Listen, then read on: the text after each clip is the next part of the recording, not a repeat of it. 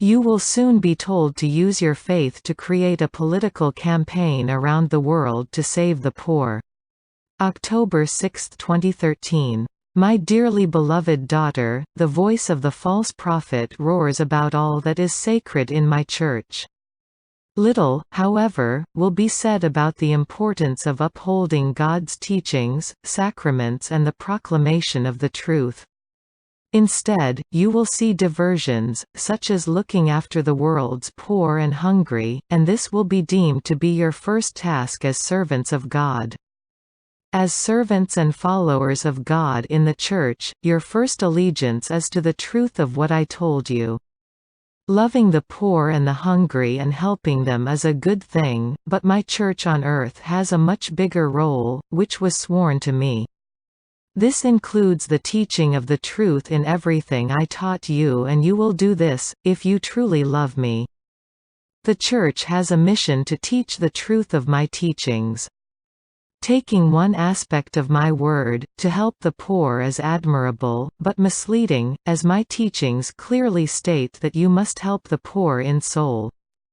Help them to cure their soul, before you help them to be free of life's afflictions. If I give you a poor man and ask you to help him, how would you do this? Give him clothes? Money to feed his family? Or, would you have me save his soul first? You will soon be told to focus all your attention on the world's poor. You will be asked for money, and this will be taken from different sources to help the world's poor, jobless and homeless. You will be told that I, Jesus Christ, always loved the poor. The problem is this. I seek out the poor of spirit first, to free them away from their lost lives. The poor of soul, those who have little spiritual feeling for God, are the ones I crave. Blessed are those who are poor in this life, with little to show for it, but who love me, for these people are not poor at all. The rich man, who has no love for me, is in more need of my love, my mercy, my compassion, than those who are forced to find food, clothes and shelter. How you love me and how you ask me to save you is what you need to pay attention to. The sacraments will be the saving force of those who are rich and poor, but who have no love for me.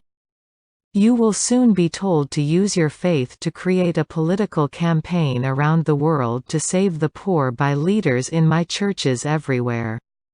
Nothing will be said to encourage you to prepare for my second coming, for they will not dare to prepare you for this great day. They would rather take your mind off me by asking you to spend more time honoring the works of the false prophet.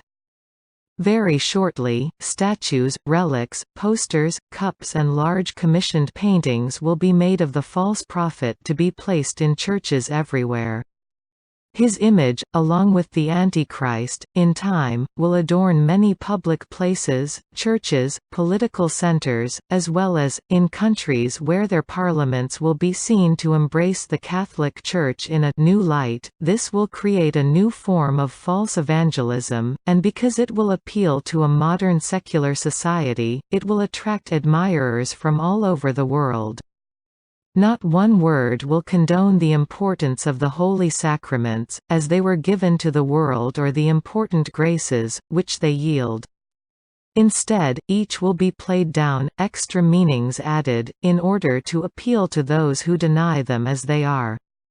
This will be in the hope that the abomination of the desecration of my sacraments will be offered to as many people as possible, to take them away from God, so that the enemies of God can complete their pact with the devil. The devil will deceive many who belong to my church in this time in history. He will do this in the most charming and convincing way, and he will justify lies when his servants will say that I would approve of these new changes. I, Jesus Christ, will be misquoted in order to win over souls. My teachings will be twisted in order to destroy my church and steal those souls closest to me. Millions will accept the lies, without a care in the world. You must pray for them in the hope that they will realize, in time, that something is wrong. When I appoint leaders and when a chosen soul has been appointed to spread my holy word, within my church on earth, the truth is always straightforward, clear, concise, and straight to the point. When you are being lied to, through the influence of the spirit of evil, you will become confused. Phrases won't make sense. So-called improvements, presented by enemies within my church, mean that the truth is not good enough. My word, my sacraments, my teachings do not need to be improved upon, for they came from me. I am God. I am perfect. My word remains forever. Any man who tampers with my most holy word is an enemy of God.